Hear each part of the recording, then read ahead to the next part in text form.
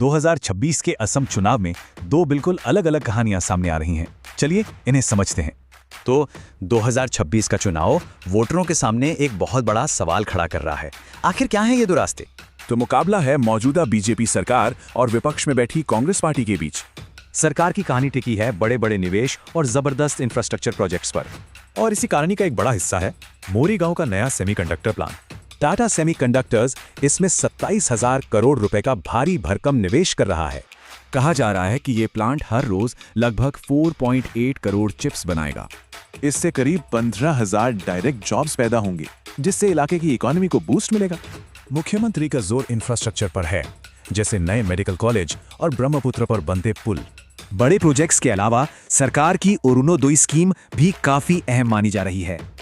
इस स्कीम के तहत महिलाओं को मिलने वाली आर्थिक मदद भी समय के साथ बढ़ाई गई है। लेकिन क्या असम की कहानी सिर्फ विकास और कल्याण की है? विपक्ष की माने तो तस्वीर कुछ और ही है। कांग्रेस नेता गौरव गोगोई का आरोप है कि सरकार बांटने वाली राजनीति कर रही है। विपक्ष का तर्क है कि एक डर का माहौल बनाया गया है, जिसमें लोग सरकार से सवाल करने से डरते हैं। विपक्ष की इस कहानी का एक बड़ा मुद्दा है सरकार का कानून व्यवस्था का रिकॉर्ड, खासकर पुलिस एनकाउंटर्स। आंकड़ों को देखें तो मई 2021 से अगस्त 2022 के बीच 171 पुलिस एनकाउंटर्स हुए और इन घटनाओं में 56 मौतें हुई और 145 लोग घायल भी हुए। मामला इतना गंभीर है कि अब देश की सुप्रीम कोर्ट इसकी जांच कर रही है।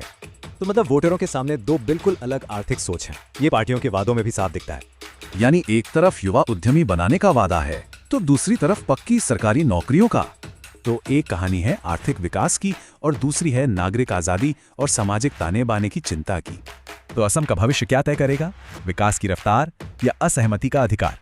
जवाब 9 अप्रैल 2026 को मिलेगा।